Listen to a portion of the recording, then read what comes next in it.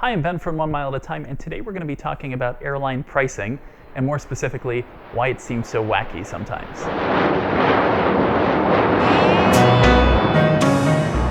One of the things I get the most questions about from readers is that they can't make sense of a certain ticket price. Like why, for example, is it more expensive to fly just the 100-mile flight from San Diego to Los Angeles than it is to fly from San Diego to Los Angeles on that same flight and connect to London, even though that's about 50 times further.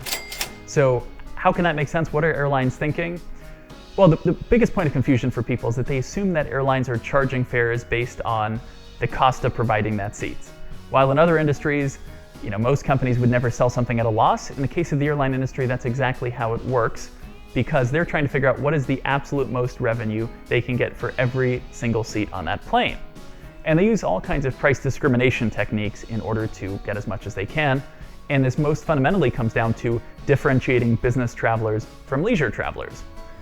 Of course, that's painting with a very broad brush, and you're never going to fully maximize revenue.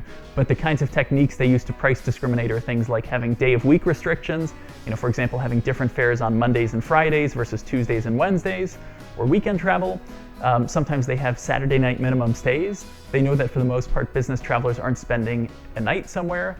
Often airlines will charge more for a direct flight than they would for connecting flight. That might seem illogical because you think, okay, well, it's more expensive for them to fly me more and to land and take off and all that. But they know that people are willing to pay a premium to fly nonstop, especially business travelers.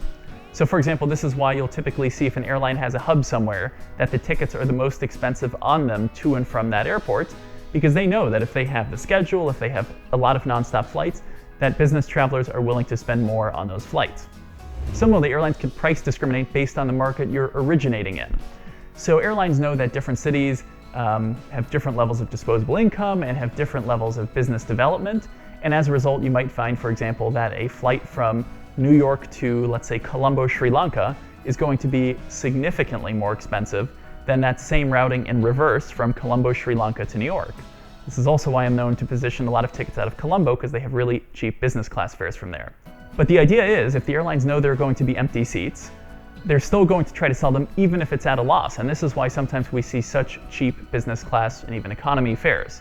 So if you see a $500 round trip ticket to China, unfortunately that's not even covering the cost of your seat really on that plane, but they're doing that to fill the plane, because the people who are really paying the bill for the plane are the business class travelers who are spending an outrageous, sad amount for those seats. So, for example, there are people who are spending $10,000 or $15,000 for a round-trip business class ticket, either from the US to Europe or to Asia. And so it's those few people who are booking those very expensive seats who are really paying the fuel bill and helping the airline make money, while everybody else is sort of just trying to cover a portion of the fuel. I guess it's like gas money for friends, except airline edition. But that's the general concept behind it. So to sum it up, airline pricing really doesn't make sense, and it's not supposed to make sense. Airlines are using all kinds of complex techniques to try to price discriminate based on how much they think you're willing to pay. For them, it's all about what is the most that they can get out of every single seat.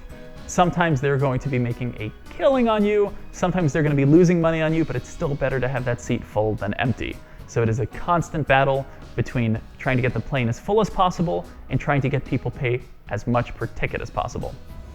Thanks so much for watching. If you like this video, please give it a thumbs up and subscribe, and check out 1mileatatime.com for travel tips, credit card tips, and also great first and business class fares. I love a good fare, so check it out. Sometimes you can fly business class for, what's not even covering the gas money for that seat, so check it out.